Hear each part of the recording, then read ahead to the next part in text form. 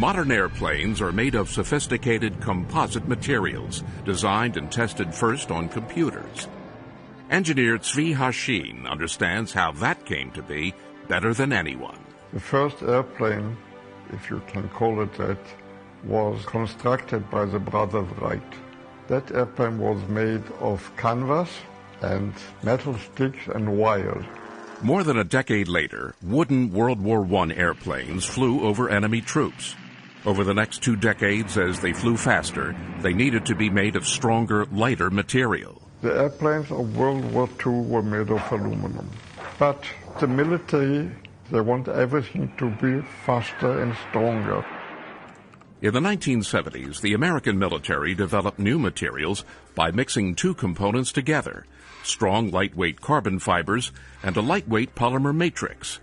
But these synthetic materials pose a problem. There is no such thing as a composite material. There is an infinity of composite materials. You can't test an infinity of specimens. The way out is calculation. Before turning an untested composite material into an airplane, it pays to know that the material is stiff, strong, and heat-stable enough to survive a flight. My contribution was to compute the elastic properties, the thermal expansion, and the strength of a composite material. But predicting the properties of key materials is only half the battle. You need to know how far you can push or pull the material before it fails. Failure is a much more difficult problem. And I think I was the first to realize that for fiber composite, you have 2 entirely different failure modes. Both fibers and matrix can fail by being pulled or pushed apart, or a combination, like being twisted. So basically you have 4 different failure criteria. Well, I modeled all of these 4 different failure criteria. And this has become, to my surprise, a very, very important paper. Nearly all composites used today, whether in planes, boats, or bridges, are first modeled using Hashin's property predictions and failure criteria. Hashin and his parents moved from Poland to Palestine in 1936, when he was 7 years old. In 1948, he fought and was wounded in the Israeli War for Independence. After the war, he continued his education as an engineer at the Technion. He told his professor, "I'd like to do work on a subject which is of engineering importance and is mathematical." So he said, Albert Einstein computed the viscosity of a fluid when there's a large number of rigid particles in it. I'd like you to do this for solids.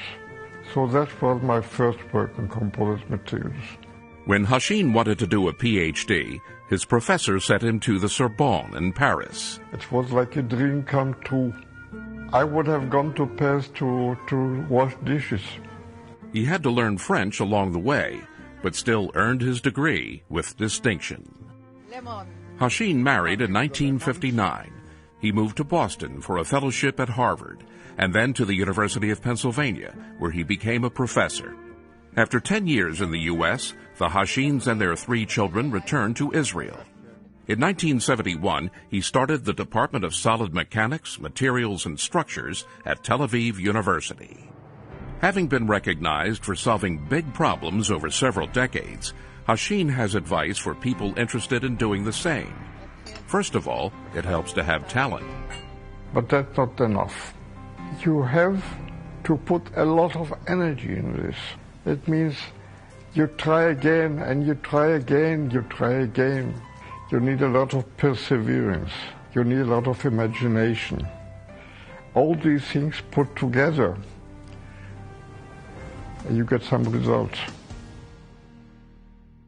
The 2012 Benjamin Franklin Medal in Mechanical Engineering was presented to Zvi Hashin for groundbreaking contributions to the accurate analysis of composite materials, which have enabled practical engineering designs of lightweight composite structures, commonly used today in aerospace, marine, automotive, and civil infrastructure.